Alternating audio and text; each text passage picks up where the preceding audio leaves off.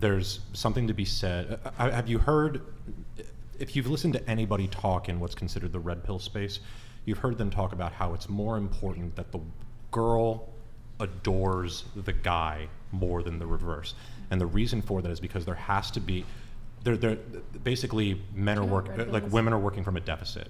We don't know what red pill is. I'm leaning towards like conservative Republican. But no, it's mostly like the truth about the dynamics between men and women. Fresh and fit.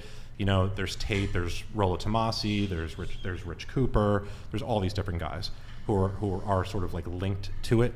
But it's very, very important that the man is the one holding the frame that the woman wants to step into.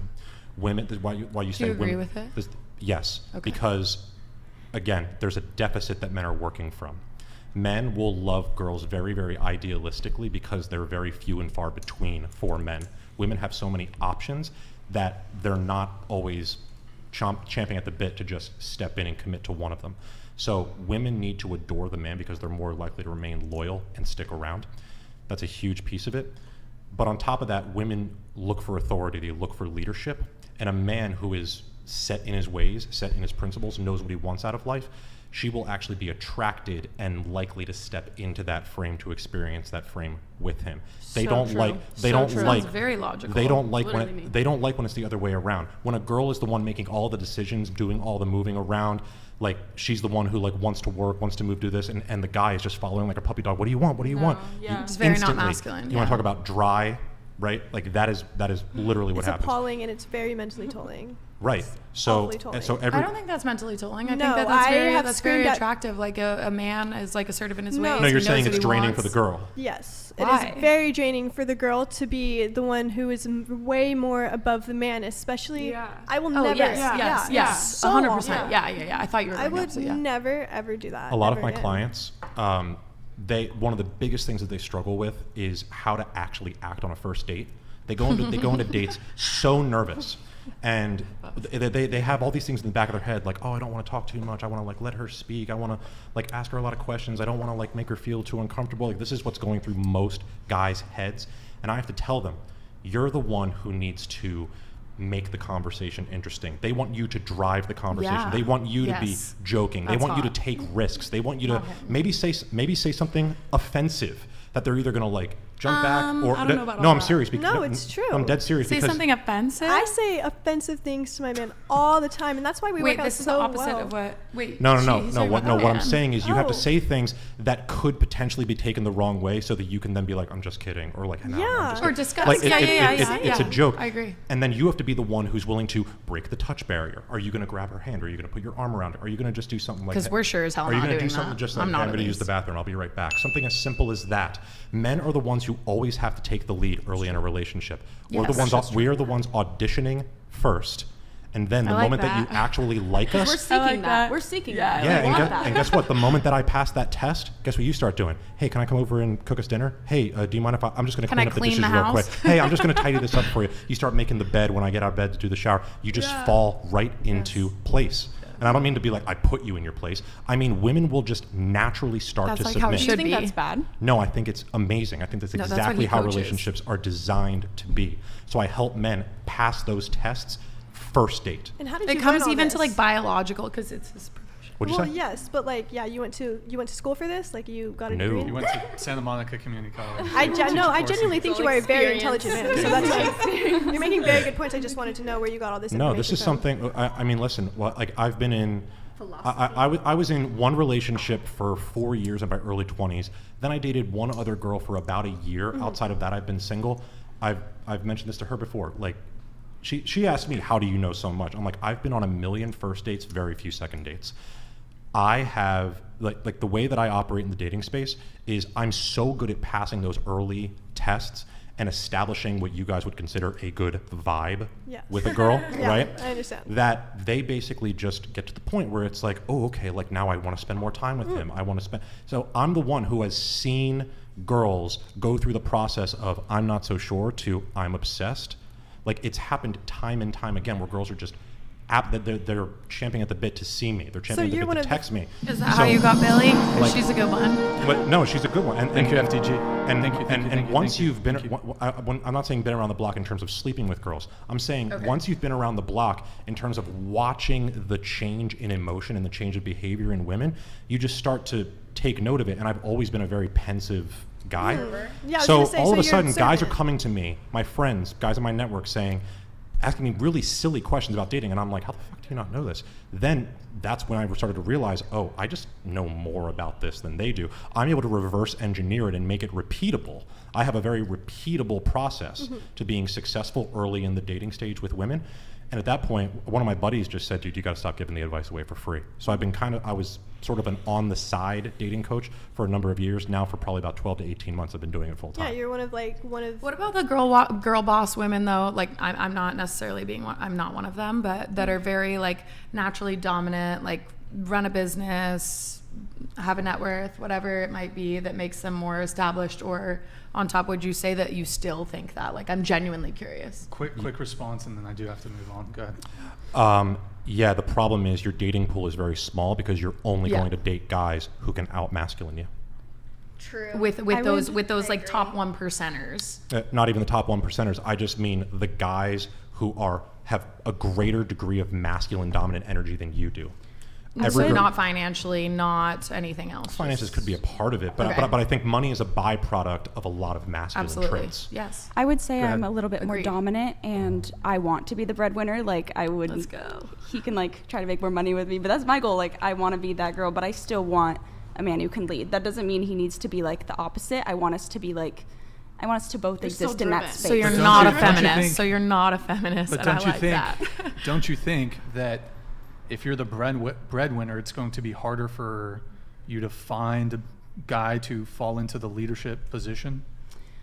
I don't know. I don't know exactly how our dynamic worked out, but it just worked out where, like, he lets me shine, but he's like okay with me taking dominance where I want to take dominance, but he's also like masculine. Where do you want to take dominance? What do you mean? Not in the bedroom. Not in the bedroom. Can I offer a hypothetical? Not in the bedroom? I just mean, like, I feel like I am guy in the bedroom? No. That's what we're saying we don't want. It's funny, they never want it in the bedroom, but they don't want to submit in real life. No. I do mind not. being, like, I'd be submissive. What's your, like... Hold on, let's finish with this thread. Go ahead. I think the difference is, like, I went to school for 4 years, and I want my master's degree and stuff, and he kind of knows what he wants to do, and but he can do that anywhere, so he's like, hey, if you want to go to this school, your dream school, I will go with you because I can do what I do wherever. You know what I mean? So it's kind of like a pullback. So it's not like he can chase me, but just in that aspect, like, he's okay with following me. That's not a dominance thing. I mean, that's a very logical decision on his part. Yeah. Okay, I consider that as, like, I'm making a big decision for us. You want to be the breadwinner. So what kind of line of work do you want to go into? I don't know yet. I might, like, freelance, because right now I'd like freelance what? Social media management. I'm thinking of it, but I also work, like, that's what I do on the side right now, and then I'm going to marketing. But I want a business degree at some point. And wait, so you want to? Okay, you have your bachelor's. Yes. Are you currently in school for your master's? No, but I want to. And your master's would be a business degree, or that would be a separate degree than from your master's? I would go to business school, yes, and probably get a master's in. Probably in something like marketing management or something. Okay. Can I offer you a hypothetical? Sure. You're working full time. You're also in a master's program.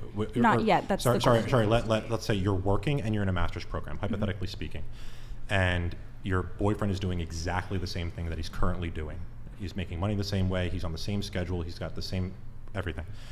All of a sudden, you are working, similar hours. Then you also have your schoolwork. There are going to be some times where you have to work a little bit overtime. There's going to be times where late at night you're having to do homework, do a lot of reading, and you're looking, and all of a sudden he's the one who needs to keep the place tidy. He's the one who needs to do the cooking. He's the one who needs to do all the cleaning. He's the one who is he's the one who's chauffeuring you around. He's the one taking time out of his busy schedule to support you. How are you going to view him? I wouldn't view him negatively, but I would also never ask all of that stuff for him because I make sure I have enough time to do a lot of stuff. But what happens? But what happens when all of a sudden the apartment is a little bit untidy? What if you guys aren't having dinner at a nice time? Are you going to look at him and be like, "Hey, I could use your help cooking. Yeah, I I could could use wear your help down on you. cleaning. I've never had to really ask, but he's never been in the position where he has to like catch up. Like I was very busy during school. Like I was doing a thesis program as an undergrad. Like it was like that where I'm like, I don't even have time to eat. And I'd never had to be like, hey, could you please cook dinner for once? It was just, he was like, here, like here's food. I made dinner already. Did you guys live together? We do now, Now, as of like okay. a couple months. But this Okay. was just, we lived across the It's all street. about compromising I don't want to make and it. helping each other out. Well, happiness Well, I without mean, like if compromise. Billy's working hard There's and you know nothing she had a hard day Hold on, and one you're at a she time, comes guys. home, One at a time. you're One at gonna a cook her time. dinner, right? And you're Here. gonna be like out of an act of love. Go ahead. Go ahead. Okay, so you said it was unattractive, like helping out. Like, is that what you meant? I have a question for you. Well, let's rephrase. I don't know. What did I say unattractive to? I'm not sure. He was talking and he was like, oh, like if a guy. Oh yeah, if it's expected that a male is going to like cook, clean, do all those things, yeah, that's very unattractive to me. I'd be like, I got that. Even though you were really busy and it was like taking a toll on you mentally, and Yeah, you were. yeah, you I would can juggle still- all of those balls at once. Yeah, I would say it's very unattractive. Like, go do your thing. My point is Yeah, that and I would also never ask him to do all that because he also has his goals, and I don't think it would get to a place where I'm like, hey, you're doing all the housework and I'm Right, doing yeah. like Well, he is still doing his own thing. me, if he were but he willing- doesn't mind picking up where it's Absolutely. Yeah. necessary. That's Please, how one marriages mic at a fail. time. Go ahead. If they're willing to actually put in the work, I think that's great. The guy I'm with now is like, I don't have to ask him to get me food. He literally just is like, okay, I'm going to get you food. He knows I don't want to order because I have anxiety, so he orders for me, and I'm not a picky eater. So like, it's all a part is, do you want to accept the help or not? What's funny about that? Yeah, do you want to accept the help or not? Wait, That's the real guy- the question. guy do you want to gets- accept the guy's help or not? It's you food?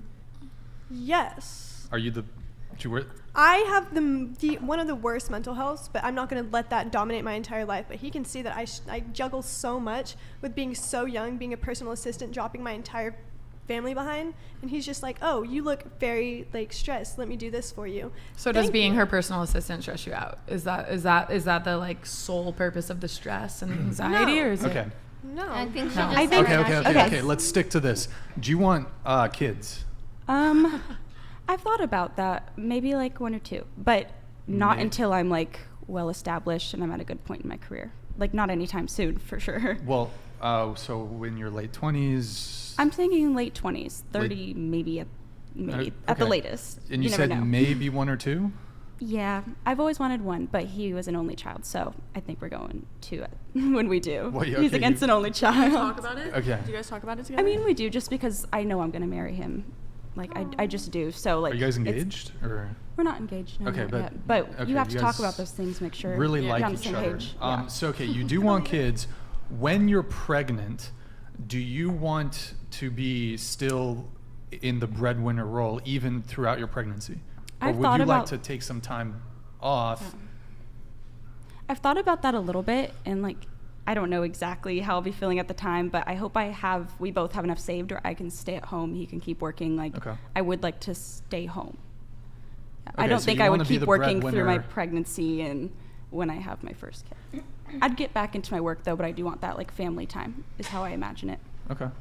I think we'll allow it as long as you don't complain about the wage gap when you come back. All right.